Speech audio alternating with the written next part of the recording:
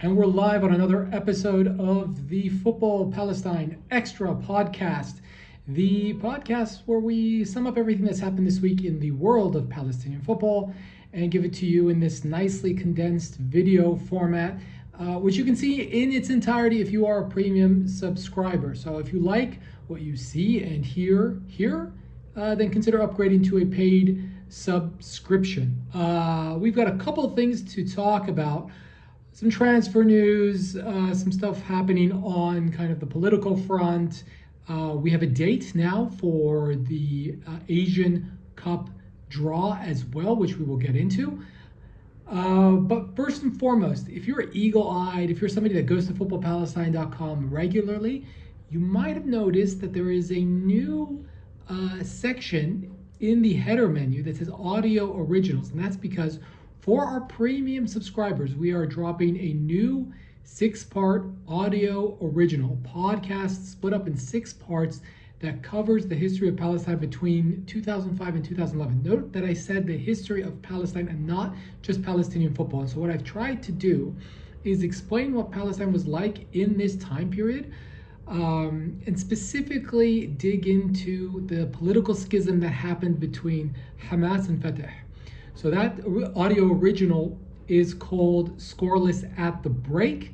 And there are a lot of interesting stories, both on the political front and on the sporting front. And I think this is sort of a time where we don't really think about it. It's kind of forgotten to history. And then we just sort of think about, oh yeah, you got the West Bank, you got Gaza, and Hamas is here, and Fatah is there.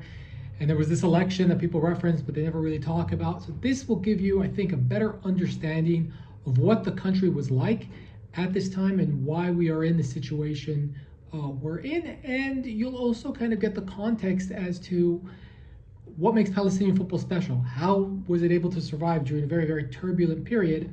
And basically kind of get the inside story of what really was going on with football before Jamal Mahmoud arrived on the scene and did a small miracle in qualifying the Palestinian national team to its first ever AFC Asian Cup back in May of 2014. A lot of people, part of the reason why I decided to do this podcast was to kind of push back on this idea that Jibril Rajoub came and he solved all the problems of Palestinian football. I think if you watch and listen to this podcast, you'll quickly see that that's not the case. This man actually nearly destroyed Palestinian football before lucking into a coach that revolutionized the national team and brought it to prominence on the Asian level. So if you like these podcasts that we do, and I do endeavor to kind of make all our content free and not behind the paywall, and you probably even listen to this podcast if you're not a paid subscriber and you just make do with the first third or the first half that's in front of the paywall. If you're looking for another reason to subscribe, this is another reason. You'll get, I think, access to a really, really top shelf scripted audio original series. And part of the reason why I did this was also to thank all the paying subscribers we have, because without your support, I wouldn't be able to dedicate time to research, to write, to record, and to do everything that you really need to do to make an audio original come to life. So stay tuned. This week we'll drop the first episode. That first episode will be in front of the paywall. So if you're a paying subscriber, if you're a free subscriber, if you're someone who's not subscribed, you'll be able to kind of get a little taste of it. And if you like it, maybe you'll pull that trigger and become a paid subscriber. Okay, so all that aside, we've done our due diligence. We've sort of gotten all the announcements out of the way. Let's talk a little bit about what is going on in Egypt right now, because the week started with a very interesting match in the Confederations Cup. That's the second tier competition in Africa. And I gotta ask, is this really the first time that 3 players from Asia featured in a Confederations Cup or African Champions League match? Because that's what happened when Al-Masry played Zamalek. I think it's weird that these two teams are in the same group in the Confederations Cup, but they are. They played out to a 0-0 draw. Amit Sawafta played for Al-Masry. Adam Kayed started for Zamalek, and Zeidan came on as a substitute.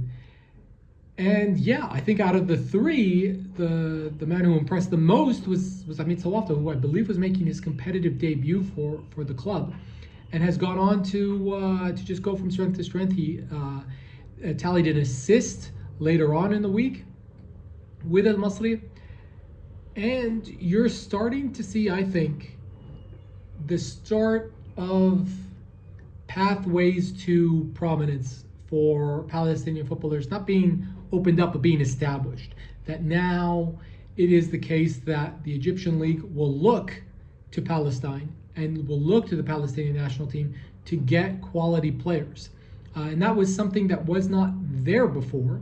There were definitely some Palestinian players that would go to Egypt, but it always seemed a little bit random, right? And always seemed, yeah, maybe this guy will be a hit, maybe it won't be a hit, maybe he'll play for a little bit, maybe then he'll get dropped. I think Mahmoud Wadi and his success really opened all of that up. Then you had some like touch and go moments. We remember like Mohamed Bassem being with Smoha for a minute. Musa Firawi as well, being in Egypt for a minute. Mohamed Saleh being with Al-Masry for a minute, getting dropping down a division, coming back up with Eastern Company, scoring a bunch of goals, going to Had Alexandria, having a good season the first season, not playing, falling out. So that was kind of what it was like. A Palestinian player could get a shot, but now, I'm running out of fingers on both hands to count how many Palestinian players there are in the Egyptian top flight. And let's face it, I think if you're talking about best leagues in Africa, best leagues in the Arab world, I think it's still the best league in Africa. If you're going to push back and say that's not the case, then it's at least in the top three. And I think it's the best league in the Arab world. And if you're going to push back and say, oh yeah, but what about all the money that's in Qatar? What about all the money that's in obviously Saudi Arabia? I would still say that the average Egyptian player is better than the average Saudi player, or the average Qatari player, or the average Emirati player, or what have you. And for that reason, I would also rate it as the best in the Arab world. And then you cannot argue with titles. The fact that Ahli, Zamalek, Pyramids now, who are the reigning Champions League champions, I think results speak for themselves. Obviously, it's not a perfect league. It definitely is a league that gets memeified. I saw something recently where hilariously the Egyptian league is still having cooling breaks, even though it's about 12 degrees Celsius in the winter. And yeah, the games are tough, not easy on the eye a lot of times, but I don't think that means that there's a lack of quality overall. So big things happening in Egypt, and we talked about the midweek game for Hamid Sawafta assisting that goal from a set piece for Al-Masry. The midweek game for Zamalek against Petrojet went well for the Palestinians that were involved. I did not check actually if Badr Musa started. I believe he did start that match for Petrojet, but the news is more on the Zamalek side because Zeidan won a penalty, and then he scored a lovely breakaway goal where Zamalek were defending. I believe it was a corner kick or a free kick. They win the ball and they just march up off the field, and Zeidan is streaking up the pitch. He gets the ball, kind of beats the keeper with his shot. The shot is a little bit deflected. It's kind of bouncing towards goal. Then he hops over the goalkeeper and he smashes it in the back of the net. And maybe the clip that got repeated the most is not the goal, isn't the penalty that he won, it's not any of that. It's Adam Kayed nearly scoring a Pushkas Goal of the Year candidate. Unfortunately, he hit the crossbar and didn't go in, but wow, a scorpion kick that really, it almost came off. And I want to kind of talk about Adam Kayed a little bit because I don't think he's hit the heights with Zamalek, but I think he's learning. And I think that's so important because we're talking about a player that isn't even 23 yet. He'll turn 23 in March. But a player that hasn't had a lot of first team football. And the fact that he's been good enough to kind of have a place in the team on a regular basis is a success. Especially in a club like Zamalek where it's cutthroat and, they can easily discard you very, very quickly if they don't like you. Just ask Yasser Hamad how his time in Zamalek went for him. And I was looking over his statistics. He's played more this season than he has in the last 2 seasons. And you know what? If he continues at this pace, he might log more minutes than he has in his entire professional career. So whatever happens, if he sticks around as a Malik, if he has to make a move, he will have learned. And they are giving him the responsibility to play in the middle of the pitch. You know, a lot of people have asked me, well, where do you see this player playing? Where do you see this player? And I've said, yeah, this player, you got to play him on the wing. Like, he cannot handle the responsibility of being in the middle of the pitch, but he is handling the responsibility of being in the middle of the pitch. Okay, he's only produced a single assist in 10 appearances, but like I said, the Egyptian league is not a league where you go to pad your stats for goals and assists. And that's maybe, you know, if somebody's trying to fact check me on my claim that the Egyptian league is the best in the Arab world, they're going to come out here with SofaScore and say, oh, look at these average ratings and, you know, it's better. Yeah, it's better because those types of ratings favor goals and assists. But I say, you know, if you play in a really, really open league, the statistics are going to say, oh, he's a fantastic player. Look what he's doing in the final third. It doesn't really account for the fact that, hey, you can play in a physical league, in a defensive league. You can play in a league where it's just hard to score goals, right? And things are apples and oranges. This is why when people say, oh, yeah, you know, like this player, you know, say Messi or Ronaldo is better than the players that came before. Yeah, okay, good players, don't get me wrong. But, you know, you cannot say that the goals that Maradona scored in the 1980s in Italy are somehow like devalued. Him scoring 10 goals in a season in Italy is like scoring 30 goals nowadays, given the fact of how the game has evolved and changed and improved in so many facets, right? So, you know, I think with Adem Kayed, the most important thing is that he plays. And because we have not seen him with the national team, I believe since the game against Malaysia, if I'm not mistaken, when we do see him again, I think we'll see just the improvement that's happened, just the leap in quality.